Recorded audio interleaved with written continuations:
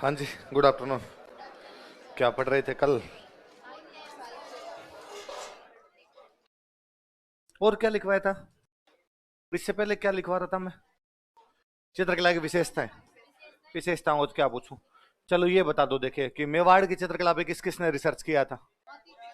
मोती चंद्र श्रीधर अंधारे और आर के वशिष्ठ। किशनगढ़ वाली पे फैयाज अली, और हाड़ौती वाली पे प्रमोद चंद्र डब्ल्यू जी आर्चर और ब्रजेंद्र ब्रजेंद्र सिंह ने। डगलस गैरिट और बेसिल किसको उद्गम स्थल बताते हैं? कौन सी शैली का? 485 का शैली का। राजस्थानी भाषा का विकास कौन सी भाषा से माना जाता है? गुर्जरी अपभ्रंश। गुर्जरी अब डिंगल। डिंगल कौन सी राजस्थानी का साहित्यिक रूप है? और पिंगल। डिंगल में ज्यादातर साहित्य कौन सा है? चारण साहित्य। पिंगल में चारण साहित्य का एग्जाम्पल बताओ कोई।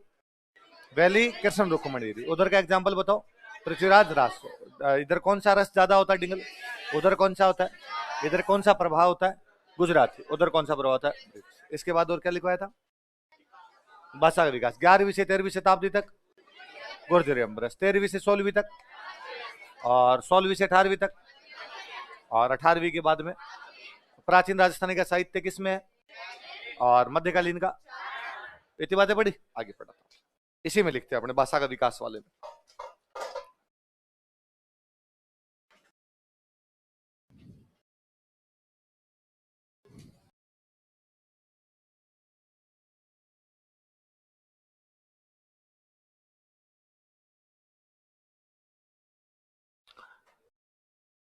सात सौ तिरासी ईस्वी में एक राइटर वे, उन राइटर का नाम था उद्योतन सूरी। क्या नाम था राइटर का?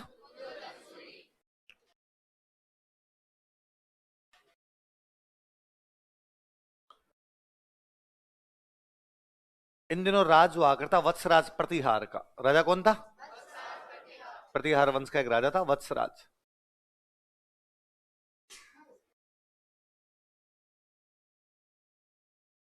इन उद्योतन सूरी ने जालोर में रह के, कहां पे रह के, एक बुक लिखी। उस बुक का नाम है कौलाई माला। क्या नाम बुक का? किसकी बुक है कौलाई माला? किसकी है? कहां पे लिखी? कब लिखी? किसके शासनकाल में? इस बुक में 18 भाषाओं का वर्णन है। कितनी भाषाओं का? उसमें एक भाषा का नाम लिखा हुआ है मरु भाषा। क्या लिखा हुआ है? पहले अपने पूरे राजस्थान को मरु कांतार बोलते थे। क्या बोलते? मरु कांतार। रामायण महाभारत में सब जगह मरु कांतार नाम है। तो मरु कांतार की भाषा कौन सी होगी? तो अपने राजस्थानी भाषा का सबसे पुराना कोई एविडेंस अपने को मिलता है, तो वो एविडेंस कौन से सन का है? किसका है? कहां पे बैठ के? कौन सी किताब लिखी? कितनी भाषाओं का जिक्र? अपनी भाषा क्या है ना? उद्योतन सूरी आरपीसी का फेवरेट क्वेश्चन है। आरपीसी ने को 100 बार इससे संबंधित सवाल पूछा होगा। उद्योतन सूरी की पुस्तक का नाम बताओ। उद्योतन सूरी ने पुस्तक कहां लिखी थी? उद्योतन सूरी की पुस्तक किसके शासनकाल में लिखी? उद्योतन सूरी की पुस्तक में कितनी भाषाओं का वर्णन है? इसमें अपने वाली भाषा को क्या कहा गया? सारे सवाल आते हैं, तो लिखो अपने।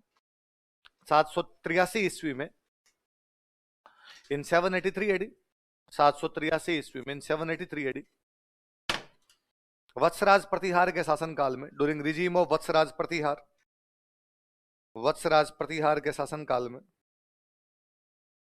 During regime of Vatsaraj Pratihara,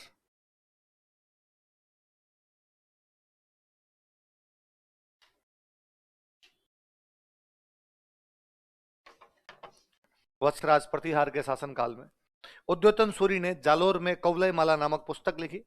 Udyotan Suri wrote a book named Kaulai Mala at Jalore. Udyotan Suri ने जालोर में कौलाई माला नामक पुस्तक लिखी। Udyotan Suri wrote a book named Kaulai Mala at Jalore. Udyotan Suri ने जालोर में कौलाई माला नामक पुस्तक लिखी। उद्योतन सूरी रोटे। आपके बाल ज्यादा जड़ गया, साइड से कटिंग करवा ली इसलिए मुझे दिख रहे हैं। इसलिए दिख रहे हैं। लिखो उद्योतन सूरी। मुझे लगा यार अचानक आज इनकी कम कैसे हो गए ऐसे। उद्योतन सूरी ने जालोर में कौलाई माला नामक पुस्तक लिखी। जयपुर को पानी जनाना ऐसा झाड़ी। जालोर में कौलाई माला नामक पुस्तक लिखी। Wrote book named Kaulai Mala at Jalore. इस पुस्तक में 18 भाषाओं का वर्णन है। 18 language are mentioned in this book. इस पुस्तक में 18 भाषाओं का वर्णन है। 18 languages are mentioned in this book.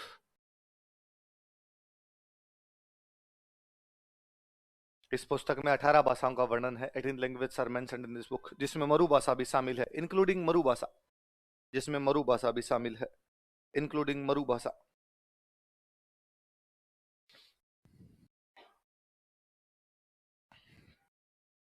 कौन सी भाषा शामिल है? मरु भाषा भी शामिल है. आगे चलो, देखो आगे सुनो थोड़ी बातें. एक बंदे का नाम सुना होगा आपने, अबुल फजल. सुना है? और अबुल फजल अकबर के दरबार में था, और उसने दरबार में एक बुक लिखी, आईने अकबरी. कौन सी बुक लिखी? आईने अकबरी. किसने? इस बुक के अंदर वो अपनी भाषा का नाम लिखता है मारवाड़ी. क्या नाम लिखता है? ये भी है. पहले अपने राजस्थान वाले बड़े भूभाग को आज भी राजस्थान से बाहर मारवाड़ी कहते हैं, है ना. आज भी मतलब कोई कलकत्ता के अंदर यदि बंदा रहता है, भले वो बीकानेर का है, वो खुद को मारवाड़ी बताएगा. वो झुंझुनू का तो भी खुद को क्या बताएगा? तो इसका पहचान अपने मारवाड़ नाम से था, इसलिए भाषा का नाम क्या हो गया? कौन लिखता है? कौन सी बुक में कौन सी भाषा का उल्लेख करता है? लिखो. 16वीं शताब्दी में, इन 16th सेंचुरी एडी, 16वीं शताब्दी में, 16th सेंचुरी एडी, 16वीं शताब्दी में, 16th सेंचुरी एडी, अबुल फजल ने आईने अकबरी नामक पुस्तक लिखी. अबुल फजल रोट ए बुक नेम्ड आईने अकबरी. अबुल फजल ने आईने अकबरी नामक पुस्तक लिखी. अबुल फजल रोट ए बुक नेम्ड आईने अकबरी. अबुल फजल ने आईने अकबरी नामक पुस्तक लिखी. अबुल फजल रोट ए बुक नेम्ड आईने अकबरी. आईने अकबरी नामक पुस्तक लिखी. इस पुस्तक में मारवाड़ी भाषा का वर्णन किया गया है. Marwari language is described in this book. इस पुस्तक में मारवाड़ी भाषा का वर्णन किया गया है. Marwari language is described in this book. Marwari भाषा का वर्णन किया गया है.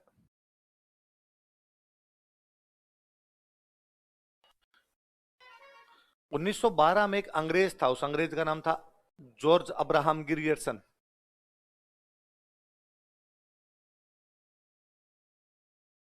क्या नाम था बताओ तो? George Abraham Grierson. इसने एक बुक लिखी, लिंग्विस्टिक सर्वे ऑफ इंडिया. कौन सी बुक लिखी? नाम से पता चलता है, भारत की भाषाओं का सर्वे. भारत की भाषाओं का लिंग्विस्टिक सर्वे, भाषाई सर्वे ऑफ इंडिया, भारत का भाषाई सर्वेक्षण. और इसके अंदर वो अपनी भाषा का नाम लिखता है राजस्थानी. क्या लिखता है? स्वाभाविक सी बात है, अंग्रेजों के आने के बाद ही पहली बार अपने इस इलाके का नाम राजस्थान पड़ा था. क्योंकि एग्जाम स्टोर्ड पहली बार इसका नाम क्या लिखता है? राजस्थान. तो अब राजस्थान है तो इसकी भाषा क्या हो गई? राजस्थान. कौन लिखता है? George Abraham Grierson. कौन सी बुक में? Linguistic survey of India. कब लिखता है? लिखो 1912 ईस्वी में, इन 1912 वेडी. 1912 ईस्वी में, 1912 वेडी. जॉर्ज अब्राहम गिरियर्सन ने लिंग्विस्टिक सर्वे ऑफ इंडिया नामक पुस्तक लिखी. George Abraham Grierson road a book named linguistic survey of India. George Abraham Grierson ने लिंग्विस्टिक सर्वे ऑफ इंडिया नामक पुस्तक लिखी. George Abraham Grierson road a book named linguistic survey of India.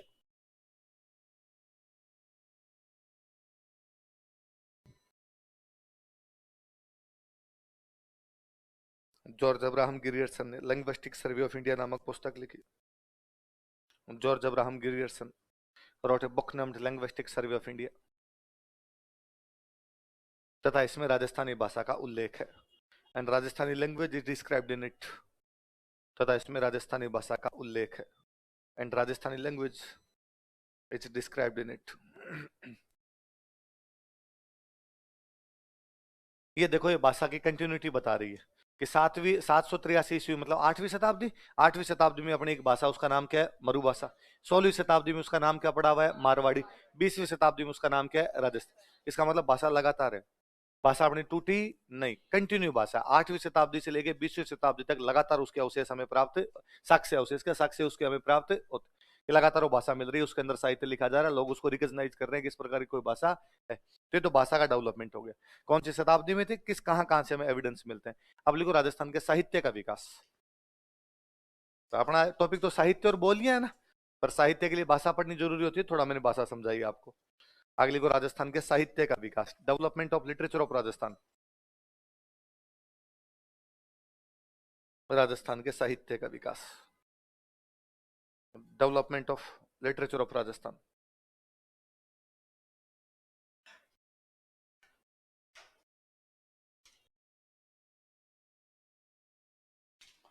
लिखो प्राचीन साहित्य, एंशियंट लिटरेचर।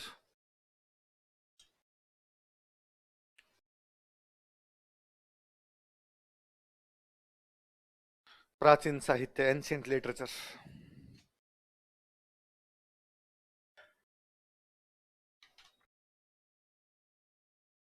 प्राचीन साहित्य, ancient literature.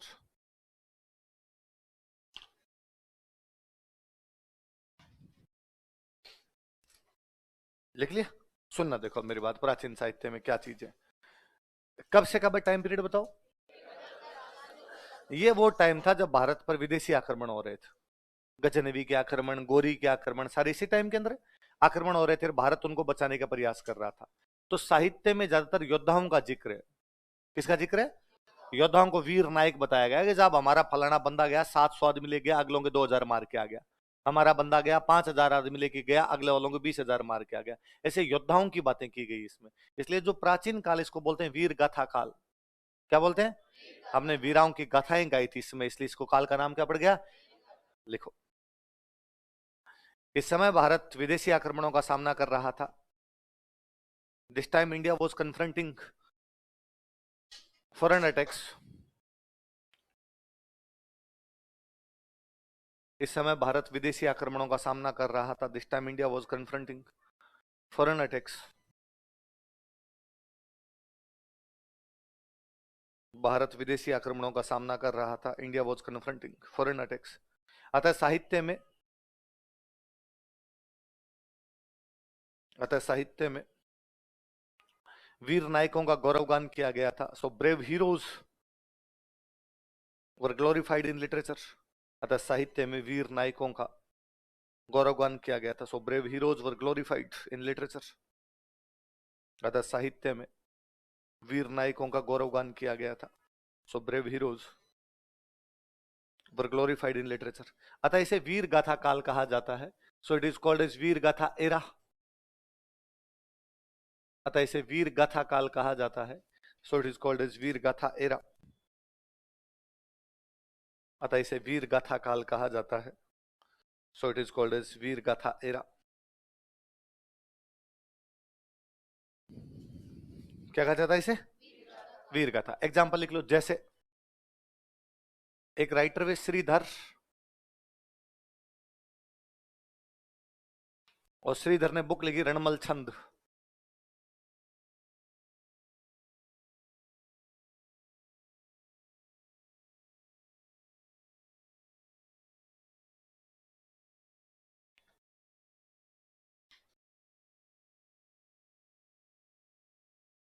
Shridhar, और श्रीधर की बुक का नाम क्या है? रणमल छंद। ये जो रणमल थे ना, ये गुजरात के अंदर एक जगह पड़ती है ईडर। कौन सी जगह? वहां के एक राठौड़ वंश के राजा थे। और गुजरात में एक जगह और पड़ती है पाटन। कौन सी जगह? पाटन नाम की गुजरात में जगह पड़ती है। वहां पाटन के कोई एक सूबेदार था जिसका नाम था जफर खान। क्या नाम था? सूबेदार समझते हो ना, गवर्नर। उस सूबे को जो संभालता था वो क्या कहलाता था? सूबेदार।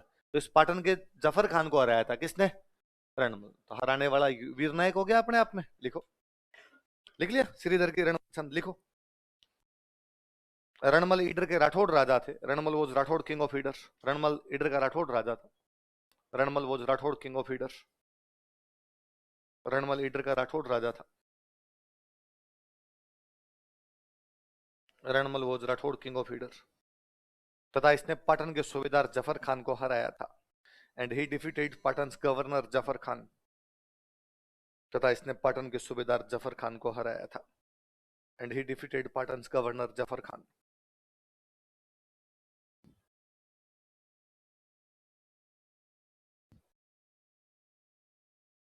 पाटन के सूबेदार जफर खान को हराया था। Defeated Patan governor Zafar Khan. पाटन के सूबेदार जफर खान को। अगला लिखो, पूर्व मध्यकालीन साहित्य, प्री मिडाइवल लिटरेचर।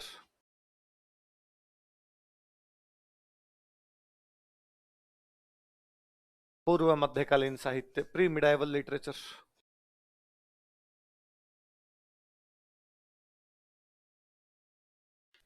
पूर्व मध्यकालीन साहित्य, प्री मिडाइवल लिटरेचर।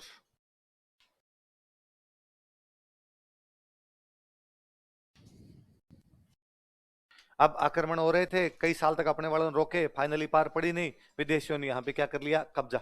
जब कब्जा कर लिया उन्होंने दो चीजें करनी शुरू की। एक तो तोड़े मंदिर। क्या तोड़े? एक, लोगों को कराया धर्म चेंज, धर्मांतरण। क्या करवाया? तो ऐसे माहौल में जब लोग बहुत डिप्रेस फील कर रहे थे कि यार अपना तो मंदिर भी तोड़ गए, मूर्ति तोड़ गए, अपने तो भगवान जी की, अपना तो धर्म भी चेंज करवाया जा रहा है, अपना तो कोई भी अब मालिक ही नहीं, तो जब और सब समाप्त हो जाते हैं तब भगवान याद आता है। दुख में कौन याद आता है? इसलिए अपने वाले जितने लोग थे वो संतों की शरण में गए। किसकी शरण में गए? और कोई संत के पास गए, संत को जागा कि भाई अब क्या होगा, अपना अपने को तो धर्म ही चेंज करने पड़ रहे हैं, अपनी जो मूर्ति तोड़ दी, अपने जो भगवान की पूजा ही नहीं कर सकते। और उस समय अपने संत जिन्होंने कहना शुरू किया कि मूर्ति पूजा की आवश्यकता ही नहीं, मूर्ति पूजा की तोड़ दिया तो तोड़ दिया यार, अपने कोई मूर्ति में भगवान देखने वाले लोग थोड़ी है, घट घट में भगवान है, कण कण के अंदर भगवान है। पत्थर पूजे हरी मिले तो मैं पूजूं, पहाड़ ताते तो चाकी भली न पी सकाए संसार। यदि बाटे पूजने से भगवान मिलते हो तो कल पूरा पहाड़ पूज लेंगे। इससे अच्छा तो पत्थर की चक्की है जिसे पीस पीस के तो खाते हैं। इसलिए अपने को पत्थर पूजने की आवश्यकता, घर में बैठ के राम जी कर लो तो भी भगवान राम राजी हो जाएंगे, घर पे बैठ के गोविंद गोविंद कर लो तो भी भगवान कृष्ण राजी हो जाएंगे। इसलिए संत साहित्य लिखा गया ज्यादा। कौन सा साहित्य लिखा गया? संत साहित्य लिखा गया। तो इसलिए इस काल को बोलते हैं भक्ति काल। क्या बोलते हैं? भगवान जी की बात की तो भक्ति काल आ गया। देखो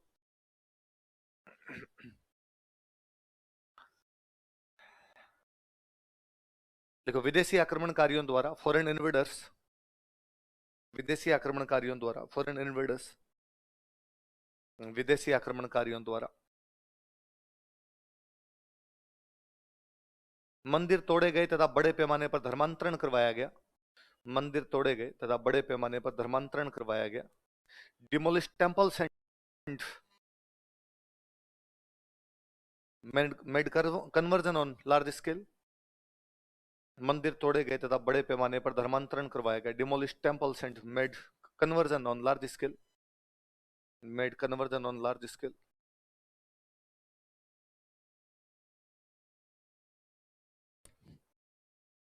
बड़े पैमाने पर धर्मांतरण करवाया गया।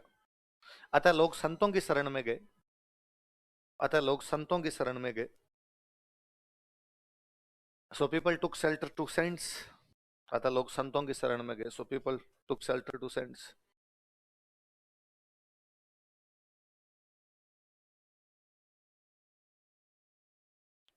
अतः इस समय भक्ति साहित्य अधिक लिखा गया था। So more bhakti literature was written this time. अतः इस समय भक्ति साहित्य अधिक लिखा गया था। So more bhakti literature was written this time.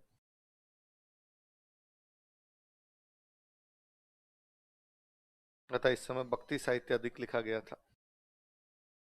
अतः इसे भक्ति काल कहा जाता है। So it is called as bhakti era. अतः इसे भक्ति काल कहा जाता है। So it is called as bhakti era. जैसे एग्जांपल लिखते हैं अपने, एक कोई राइटर हुए माधव दास।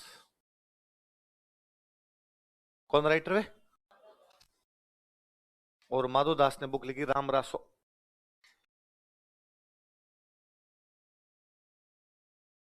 कौन सी बुक है? समझ में आ रहा है? राम जी की बुक। एक राइटर है सयाजी झूला।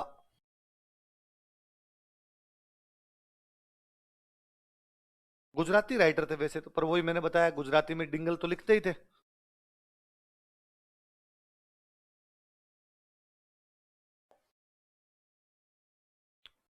सयाजी झूला की दो बुक है। भगवान कृष्ण ने कालिए नाग को मारा था, तो एक बुक का नाम है नाग दमन।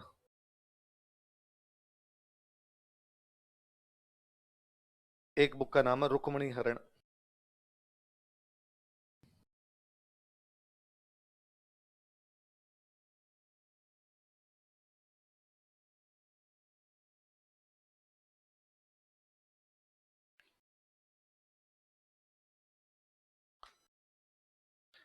कौन कौन सी दो बुक है बताओ देखे? नाग दमन और रुक। किसकी बुक है? भगवान कृष्ण नाग को मारते हैं तो नाग दमन, रुक्मणी का हरण करके लेके गए थे तो कौन सी बुक होगी? याद रह जाएगी बात। और माधव दास जी की बुक कौन सी है? आगे चलो, अगला लिखो, उत्तर मध्यकाल, पोस्ट मिडाइवल लिटरेचर, उत्तर मध्यकालीन साहित्य, पोस्ट मिडिवल लिटरेचर।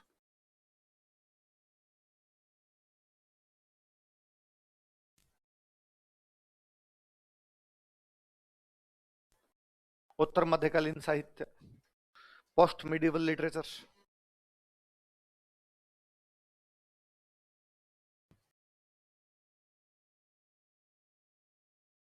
उत्तर मध्यकालीन साहित्य, पोस्ट मिडिवल लिटरेचर। अच्छा, उत्तर मध्यकालीन ये वो टाइम था जब पहले की तुलना में थोड़ी शांति थी। पहले लगातार युद्ध हो रहे थे, लेकिन अब जाके थोड़ी बहुत क्या आ गई थी, शांति। ये वाला थोड़ा सा शांति का पीरियड आ गया था। शांति का पीरियड आया तो एक तो क्या, समाज में जब अशांति ज्यादा होती है, समाज में अशांति होती है तो समाज में नैतिकता का पतन हो जाता है। किसका पतन हो जाता है? लोग चोरी चकारी लूटपाट, क्योंकि समाज में जब शांति नहीं होती तो आदमी का उद्देश्य एकमात्र होता है पेट भरे, कैसे न कैसे करके। बस शांति काल के अंदर तो आपको रोजगार के अलग अलग साधन प्राप्त हो सकते हैं, अशांति काल के अंदर तो कोई रोजगार का साधन मिलेगा नहीं। रोजगार का साधन होगा नहीं तो आपके सामने दो ही है, जान कैसे बचाई जाए, पेट कैसे भरा जाए। तो आदमी गलत काम करने लगता है। शांति आती है तो वापस आदमी उन गलत कामों को बंद करना चाहता है। तो समाज में नैतिकता का विकास हुआ।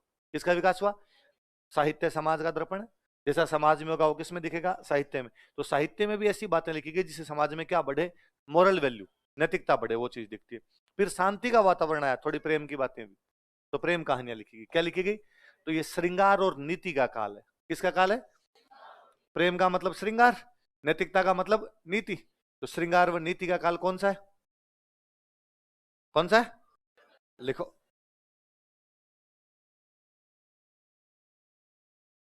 इस समय अपेक्षाकृत शांति का वातावरण था।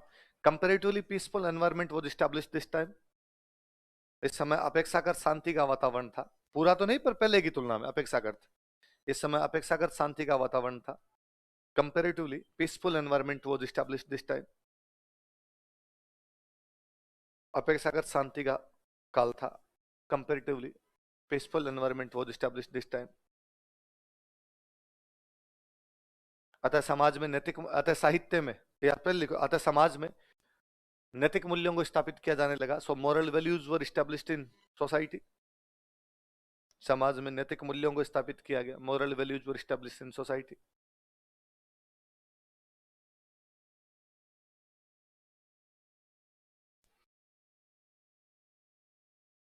तथा इस समय प्रेम कहानियां लिखी गई and love stories were written this time.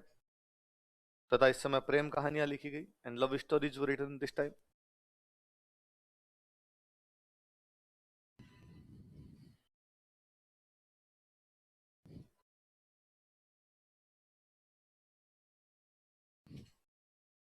अतः इसे श्रृंगार एवं नीति का काल कहते हैं। So it is called is era of श्रृंगार एंड नीति, द पीरियड ऑफ श्रृंगार एंड नीति। अतः इसे श्रृंगार एवं नीति का काल कहते हैं। So it is called is period of श्रृंगार एंड नीति।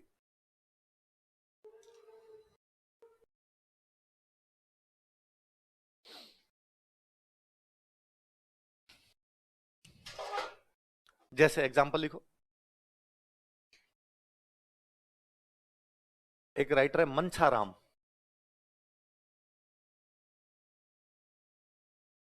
मंछाराम जी की बुक का नाम है रघुनाथ रूपक।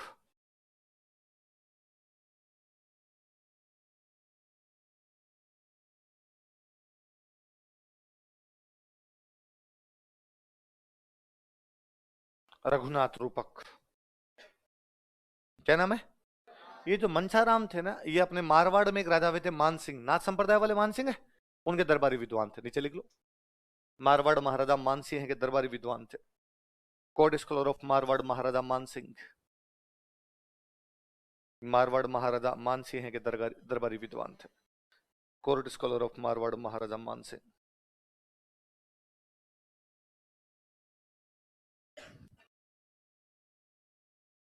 मारवाड़ महाराजा मान सिंह के दरबारी विद्वान थे। ये कबूतर डली पढ़ने आ जाता है। चलो, एक इसमें राइटर और लिखते हैं, एक एग्जाम्पल और लिखो इसमें। लिखो कृपाराम खिड़िया।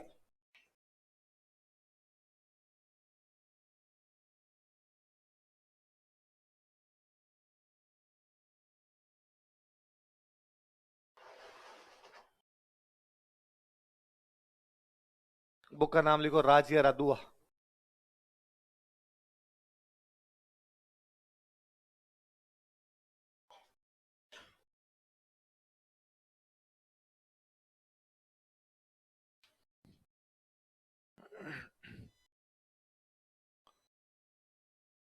कृपाराम खिड़ियार, कृपाराम खिड़िया की बुक का नाम क्या है?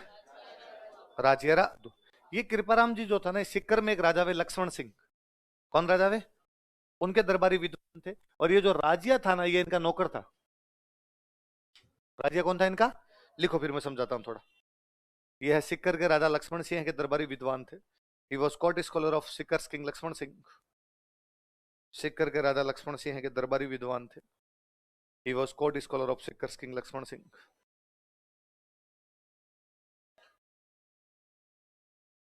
सिक्कर के राजा लक्ष्मण सिंह के दरबारी विद्वान थे तथा राजिया इनका नौकर था। And Rajiya was his servant. तथा राजिया इनका नौकर था। And Rajiya was his servant. तथा राजिया इनका नौकर था। And Rajiya was his servant. Rajiya इनका नौकर था। हुआ क्या था? कृपाराम जी सारे दिन पीते चिलम। चिलम समझते हो? वो गांव में डोगरे सुल्फी खींचते रहते हैं, छोटी सी होती है, इसी लेके सारे दिन उसको खींचते रहते हैं। राजिया का काम वही था, चिलम भर भर के लाता। पर राजिया बड़ा टेंशन में रहता, एनी टाइम चेहरे पे 12 बजी हुई रहती। एक दिन कृपाराम जी ने पूछा, राजिया क्या दुख है तेरे ऐसा कि हमेशा यूं दुखी रहता है? तो राजिया ने कहा कि महाराज मेरे दुख ये है कि मेरे बेटा नहीं है, और मैं मर जाऊंगा तो मेरा तो वंश ही समाप्त हो जाएगा।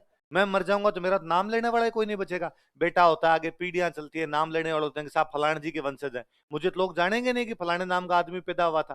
कृपाराम जी ने कहा तू चिंता मत कर, तू तो अपने चिलम भर मजे कर। आज के बाद मैं जितने दोहे लिखूंगा उनमें तेरा नाम लिख दूंगा। आने वाले टाइम में लोगों को पता भी नहीं चलेगा दुआ कृपाराम जी के, लोग कहेंगे राज्य के दोहे। किसके दोहे? भाई आज अपने अपने ठीक है पढ़ने लिखने वाले लोग हैं, आप किसी नॉर्मल आदमी से जाके पूछोगे राज्य के दोहे किसने लिखे, होगा ऑब्वियसली राज्य ने, यही बताएगा ना, जबकि राज्य के दोहे किसके लिखे हुए? और सारे नैतिकता के दोहे कि समाज में नैतिकता कैसे हो सकती है। ऐसे एक दो है कि भाई अपने नॉर्मली कहते हैं कि भाई किसी भी आदमी को मतलब होता है तो अपने से रखता है, मतलब नहीं होता तो रखता नहीं। तो दो है कि मतलब री मनवार नूत जिमावे चूरमो। मतलब री नूत जिमावे, यदि मतलब है उसको तो आपकी मनवार करेगा। न्यूतना मतलब बुलाना, न्योता देना, निमंत्रण देना, और क्या जिमाएगा? चूरमा कर करके जिमा। मतलब री मनवार नूत जिमावे, उसको मतलब है तो आपको चला के बुलाया, और क्या खिलाया आपको? बिन मतलब मनवार राब न प्यावे राजिया। बिना मतलब के कोई किसी को राबड़ी पिला के भी राजी। तो यदि आपको चूरमा खिला रहा है तो समझ जाओ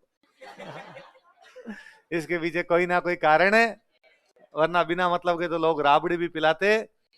अच्छा, अपने नॉर्मली यूं कहते हैं कि भाई अपने कोई काम करेंगे लोग बुराइयां तो करते ही है। अच्छा करो बुरा करो, लोगों को घोचे करने होते हैं, कुछ नहीं करनी होती है। नॉर्मली हिंदी में अपने एक डायलॉग बोलते हैं कि हाथी चलता है तो कुत्ते कहते हैं कि भाई हाथी चल रहा है तो कुत्तों को क्या दिक्कत दे रहा है, वो अपने रास्ते रास्ते जा रहा है, पर कुत्तों को भौंकना उसको देख के। वही यदि आपको अच्छा काम कर रहे हो तो आप किसी को दुख तो नहीं दे रहे, पर फिर भी लोगों को आपके काम में क्या निकालनी होती है? कमी है। तो उनका एक दो है कि गह भरियो गजराज। गह गह मतलब गर्व, गह मतलब गर्व, गह भरियो मतलब गर्व से भरा हुआ, गजराज मतलब गह भरियो गजराज। मद छकियो चालय मत है। मद मद मतलब दारू, छक मतलब पिया हुआ। तो पहले हाथियों को शराब पिलाते, तो शराब पिया हुआ हाथी एकदम मदमस्त हो गया, चलता कोई दूसरे से लेना देना नहीं। गह भरियो गजराज मद छकियो चालय मत है। गर्व से भरा हुआ हाथी, शराब पिया हुआ अपने एकदम धुन में चलता जा रहा है।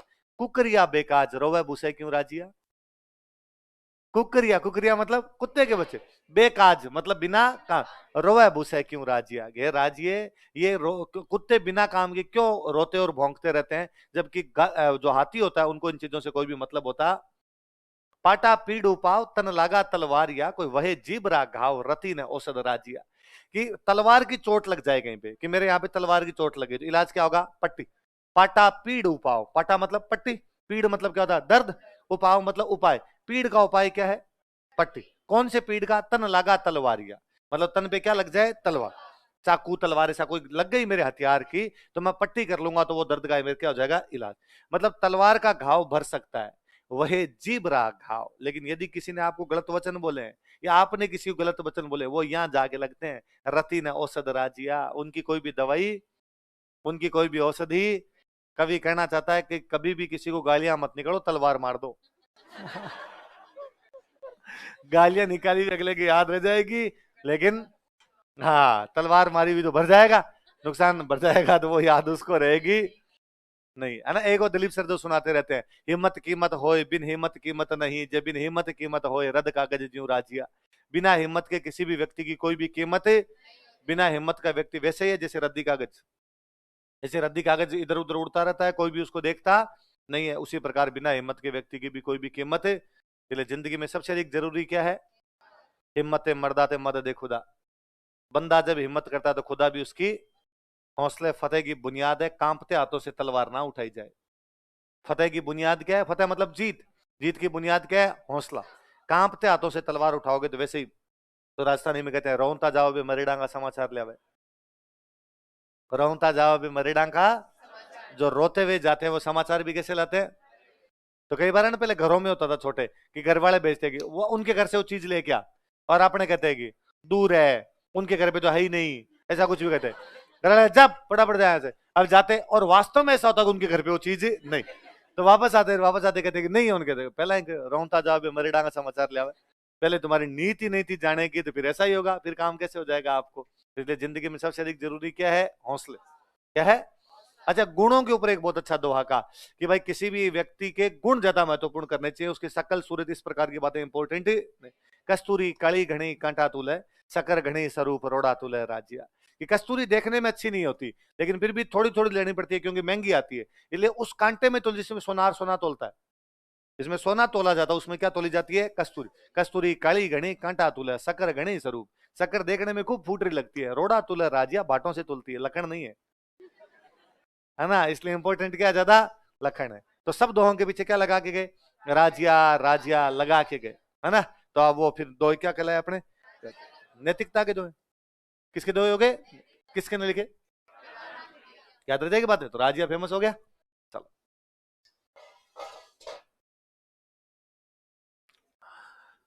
लिखो आधुनिक साहित्य, मॉडर्न लिटरेचर।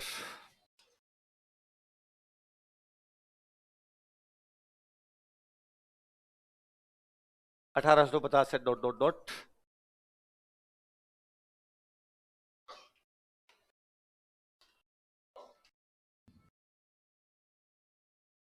अच्छा, अंग्रेजों का राज आ गया। अंग्रेजों का राज आ गया तो इस समय जो साहित्य लिखा गया अंग्रेज विरोधी साहित्य था। कैसा था? इसलिए राष्ट्रवादी भावनाओं का संचार हुआ, इसलिए राष्ट्रवादी काल। कैसा काल कह सकते हो आप? लिख लो। हमारे विद्वानों ने अंग्रेज विरोधी साहित्य की रचना की। Our scholars wrote anti British literature. हमारे विद्वानों ने अंग्रेज विरोधी साहित्य की रचना की। Our scholars wrote anti British literature. हमारे विद्वानों ने अंग्रेज विरोधी साहित्य की रचना की। Our scholars wrote anti British literature. अंग्रेज विरोधी साहित्य की रचना की, जिससे राष्ट्रवादी भावनाओं का संचार हुआ, विच इन्फ्यूज्ड नेशनलिज्म। जिससे राष्ट्रवादी भावनाओं का संचार हुआ, विच इन्फ्यूज्ड नेशनलिज्म। जिससे राष्ट्रवादी भावनाओं का संचार हुआ। अतः इसे राष्ट्रवाद का काल कहा जा सकता है। So it is called as era of nationalism. अतः इसे राष्ट्रवाद का काल कहा जा सकता है। So it is called as era of nationalism.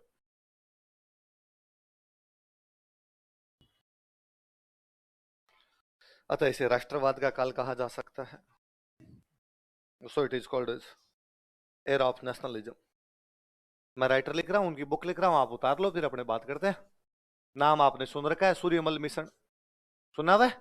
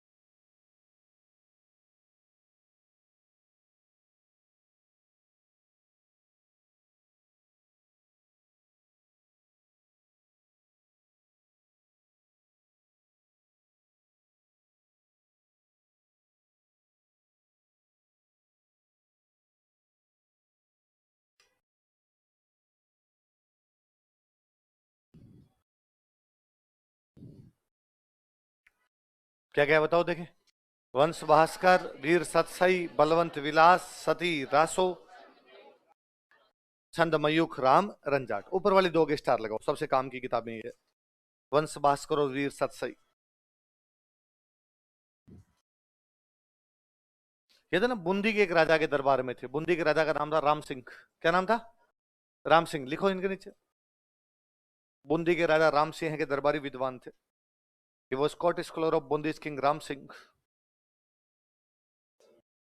Bundi के राजा राम सिंह के दरबारी विद्वान थे। He was Scottish scholar of Bundi's king Ram Singh. Bundi के राजा राम सिंह के दरबारी विद्वान थे। तो वंश भास्कर है ना, ये बूंदी का इतिहास है। राजा ने कहा भाई बूंदी की हिस्ट्री लिखो, तो जो लिखनी शुरू की वो कौन सी है? वंश भास्कर। पर अब हिस्ट्री के अंदर तो कुछ बातें अच्छी भी होगी, कुछ बुरी भी होगी। भाई सारी बातें आपके फेवर में जरूरी थोड़ी है। कोई राजा बेलखना है तो हिस्ट्री में बेलखना लिखा जाएगा। आप कैसे अच्छा बता दोगे? इतिहासकार तो वही लिखेगा जैसा हिस्ट्री के अंदर हुआ है। तो सूर्यमल मिश्र ने जो राजा बुरे थे उनको लिखना शुरू किया कि ये बुरा था। तो बाद राम सिंह जी ने कहा कि अरे दादाजी के बारे में से क्या लिख दिया, थोड़ा सही करते इसको। तो उन्होंने कहा भाई जो हुआ है वो लिखूंगा, मत क्या करूंगा। तो थोड़ी राजा के बीच में तनातन हुई, तो बीच में फेंक दी, रखो तुम्हारी नहीं लिखनी। बाद में इनके एक बेटे थे, इनके खुद के तो बेटा था, इन्हें गोद लिया हुआ था एक बेटा, मुरारी दान। क्या नाम था? मुरारी दान जी ने इस बुक को कंप्लीट किया था। तो दो सवाल, ये तो वंश भास्कर कहाँ का इतिहास है। बाद में सूर्यमल जी ने जब इसको अधूरा छोड़ दिया तो पूरा किसने किया था? मुरारी दान। दत्तक पुत्र थे, एडोप्टेड सन थे, उन्होंने पूरा किया था। लिख लो, वंश भास्कर बूंदी का इतिहास है। Vansh Bhaskar is history of Bundi.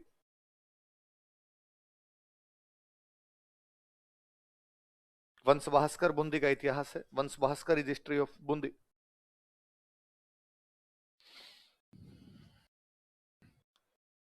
जिसे इनके दत्तक पुत्र मुरारीदान ने पूरा किया था।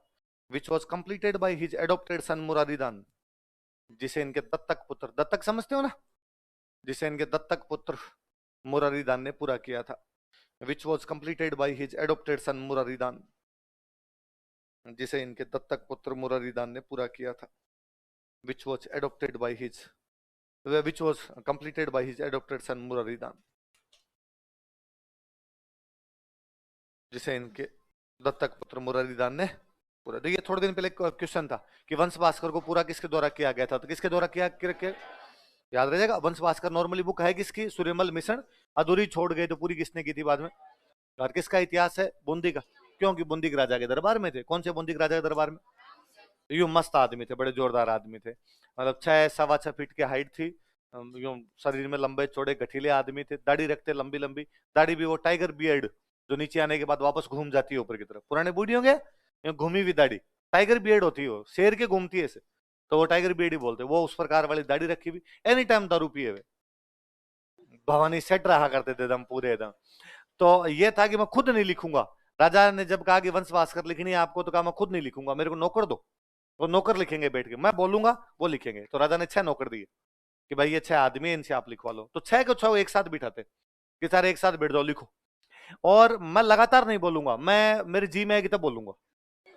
और आप ना यूं बैठे रहोगे लिखने के लिए। और एक भी बंदे ने दोबारा पूछ लिया कि सर रिपीट करो, तो डंडा रखते पास में, एक बार में लिखना है, तो आंख बंद करके बैठे रहते। फिर यूं आधे घंटे में जी में आती थी 5-7 लाइनें बोलते। वो बापड़े यूं रहते कि एक भी लाइन चूक गई डोगरा डंडा फटकार देगा, छड़ी लेके एकदम पास में बैठे रहते। तो मस्त आदमी थे, जोरदार। कहते एक राम सिंह जी का एक कोई रानी थी, नई नई शादी हुई राम सिंह जी की। तो उस रानी का जो महल था उसके ठीक पास में सूर्यमल जी का घर था। तो एक दिन उस रानी ने नोटिस किया कि सूर्यमल जी सुबह सुबह खड़े हुए और अपनी छत पे गए, छत पे जाके सूर्य भगवान के जल चढ़ाया। और सूर्य भगवान के जल चढ़ा कहा कि हे सूर्य भगवान, मैं प्रार्थना करता हूं कि राजा राम सिंह की लाश घोड़े के पैरों में मिले। राजा राम सिंह की लाश किस में मिले? रानी ने कान लगाए कि ये तो अपने पति के मरने की दुआएं मांग रहा है। पर रानी को लगा हो सकता है कोई दूसरा बोला, अपने सुनने से गया हो। अगले दिन रानी ने फिर ध्यान दिया, फिर जाके सूर्य भगवान को जल चढ़ा के कहा कि हे सूर्य भगवान, राम सिंह की लाश घोड़े के पैरों में मिलनी चाहिए। रानी ने 2-3 दिन नोटिस किया, अंदर ही अंदर रानी भरी हुई भयंकर। तीसरे चौथे दिन राजा जब खाना खाने के लिए, तो रानी ने कहा पड़ोसी कौन है अपना? बदतमीज आदमी। तो क्यों, क्या हुआ? ये मेरे सबसे खास दोस्त हैं सूर्यमल जी।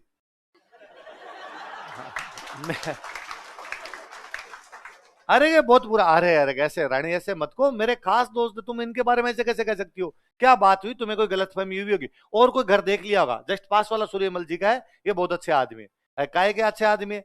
सुबह शाम आपके मरने की दुआएं मांगते, हो ही नहीं सकता। सूर्यमल जी इस प्रकार की बात कर ही नहीं सकते। क्या हुआ तुम बताओ कि सुबह सुबह डेली सूर्य भगवान को जल चढ़ाते हैं और तब कहते हैं कि राम सिंह की लाश किस में मिलनी चाहिए? घोड़े के पैरों। और राजा बड़े राजी हुए, और राजा ने कहा सच में ये बात कहते हैं राम सूर्यमल जी मेरे बारे में ये बात कहते हैं कि मेरी लाश घोड़े के पैरों में मिले? कि हाँ। तो इसमें राजी होने की क्या बात है? अरे एक रानी, कवि ये चाहता है कि मैं युद्ध में लड़ता हुआ मरूं। जो युद्ध में लड़ते हुए मरते हैं उनको स्वर्ग मिलते हैं, इसलिए कवि डेली सूर्य भगवान से कहता है कि मुझे क्या प्राप्त हो। तो गांव में क्या अक्सर लुगाइयां अपने पति गति रहती है कि मारला तो बोला है।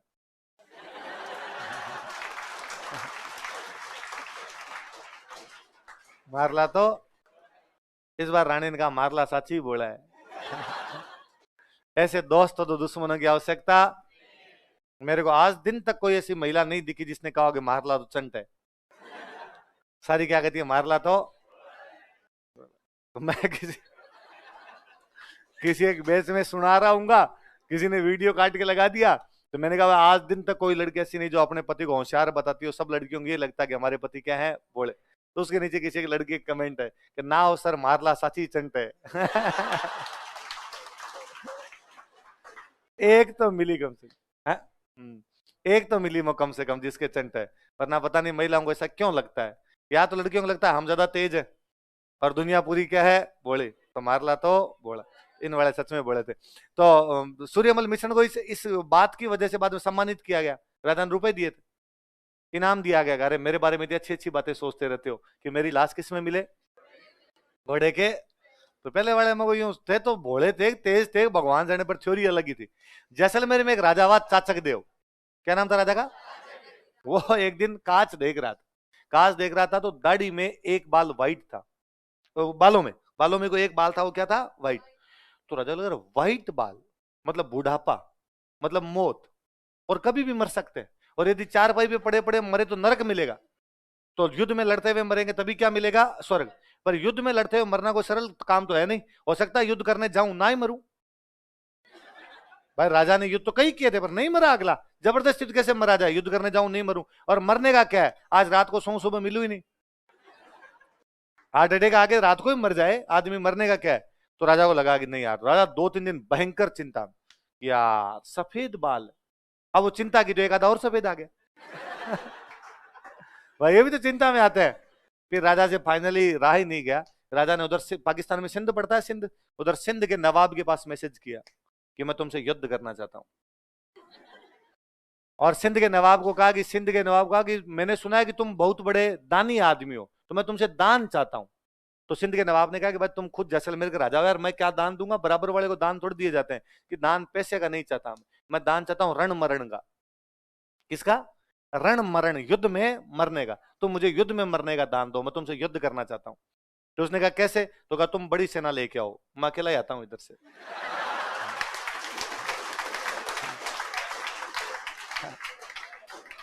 अगले दिन राजा ने अपनी सेना को कहा कि मैं रण मरण के लिए जा रहा हूं, कोई साथ चलना चाहता है? तो 500 फौजी गए।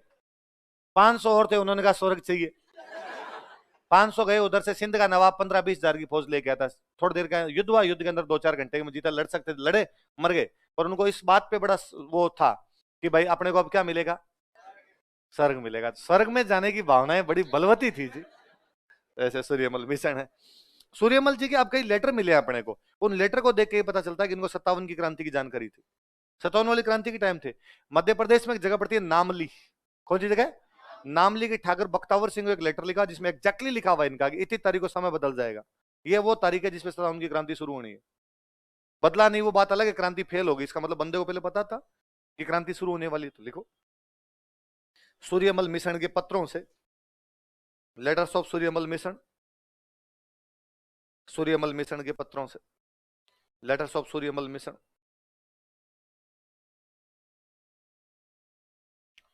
1857 की क्रांति की जानकारी मिलती है। Provide information about revolt of 1857। 1857 की क्रांति की जानकारी मिलती है। Provide information about revolt of 1857। 1857 की क्रांति की जानकारी मिलती। एक एग्जांपल और लिखते, लिखो शंकरदान सामोर।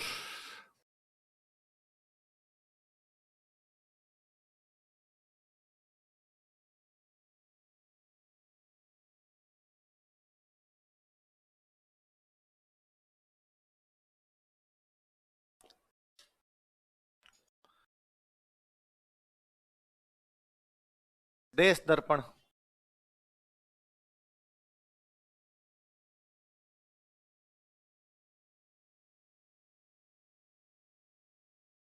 अंग्रेजारी नीत, देखो नाम से पता चलता है ना कि वह राष्ट्रवादी भावनाओं वाली चीजें।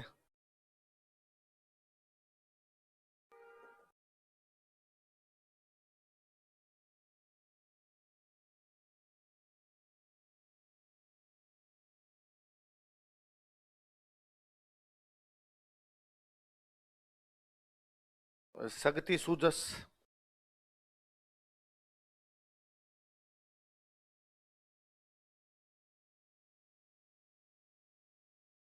भागीरथी महिमा,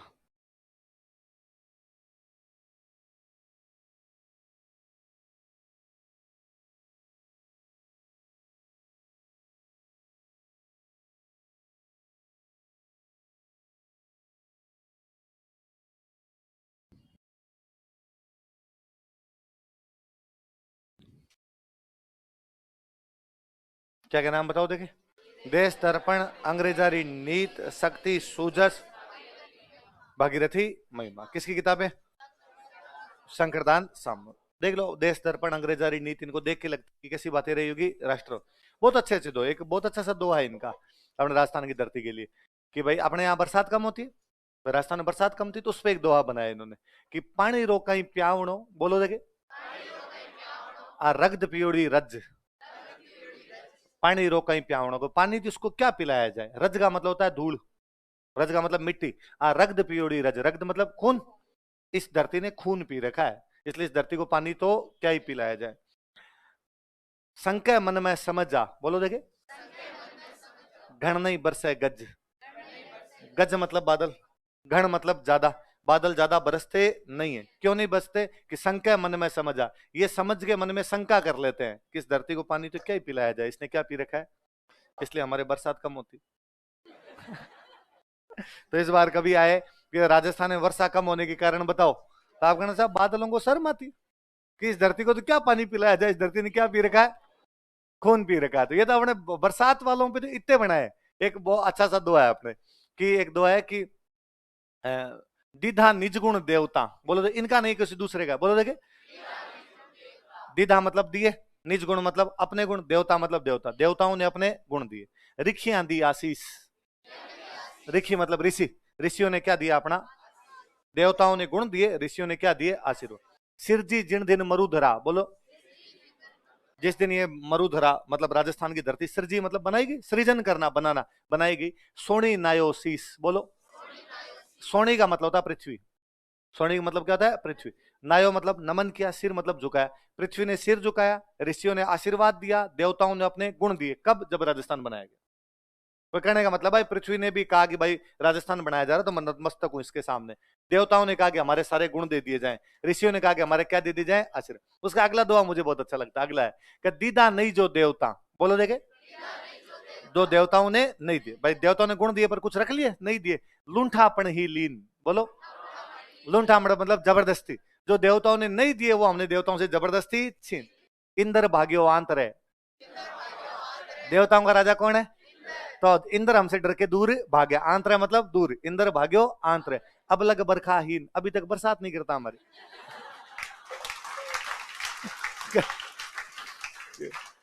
इंद्र हमसे डर के दूर भाग गया, इसलिए हमारे बरसात क्या होती है, कम। तो आप उससे कोई दोबारा पूछे कि राजस्थान में वर्षा कम होने के कारण क्या है, सर इंद्र की दूरी।